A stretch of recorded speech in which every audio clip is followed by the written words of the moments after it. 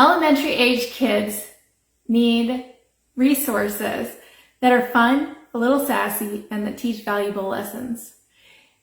There are 3 new books in the Who, What, Why series for 7 to 11-year-olds, and I'm going to tell you just a little bit about them.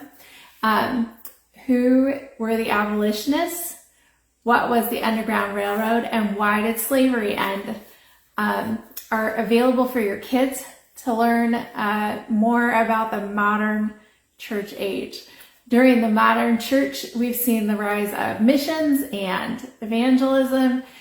We've also seen tough regimes and oppression, and we saw people rise up and fight against chattel slavery, using scripture as their basis to love their neighbor as themselves.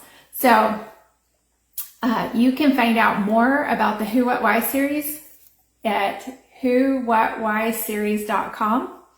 And while you're there, make sure that you check out the other books in the series and grab the free lap books that we have available for you on who were the abolitionists, what was the Underground Railroad, and why did slavery end.